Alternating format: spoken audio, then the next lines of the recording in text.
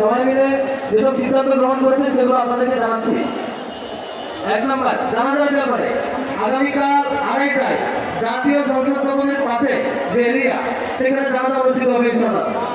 জাতীয় সংসদ ভবনের দক্ষিণ প্লাজায় আগামীকাল বেলা 2:30টায় বাদ জোহরের পরে আমাদের শহীদ উসমান হাদি ভাইয়ের জানাজা অনুষ্ঠিত হবে।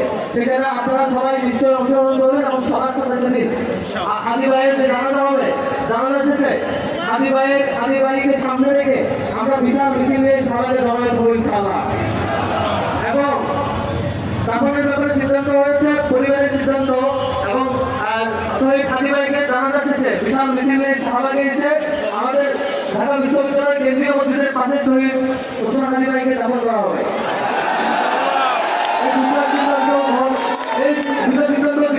দ্বিতীয়ত, আজকে আপনাদের অনেক আগ্রহ ছিল যে আপনারা আজকে হাদি ভাইকে দেখবেন, আপনাদের সবার আগ্রহের জায়গা ছিল, কিন্তু পরিবার আপনাদের কাছে বিনীত অনুরোধ জানিয়েছেন তারা আজকে শেষবারের মতো হাদি ভাইকে কাছে পেতে চায়।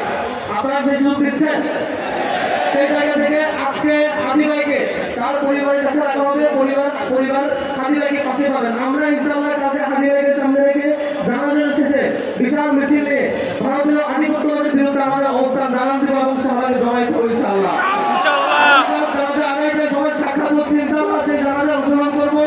জানাজা শেষে সবাই হাদি ভাইকে সামনে রেখে আমরা শহীদ হাদির লাশ কাঁধে নিয়ে আমরা মিছিল আসবে শাহবাগে, এবং সেই আধিপত্যবাদের বিরুদ্ধে আমাদের সেই ভয়ের সাথে সবসময় জারি থাকে।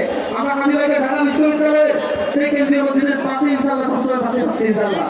এই সিদ্ধান্তগুলো গৃহীত হয়েছে, আপনাদের কাছে পৌঁছে দিতে আজকে পরিবারের সাথে হাদি ভাইয়ের লাশ থাকবে, পরিবার হাদি ভাইকে শেষবারের মতো পাশে পাবেন। আমরা ইনশাআল্লাহ আগামীকালকে পাচ্ছি ইনশাআল্লাহ।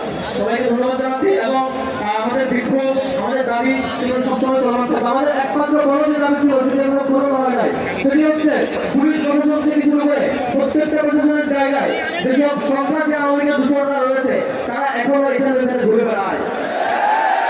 যদি পুলিশ প্রশাসন সহ অন্যান্য প্রশাসনে যেসব আওয়ামী লীগ দূষণরা রয়েছে তাদেরকে চাকরিচ্যুত করানো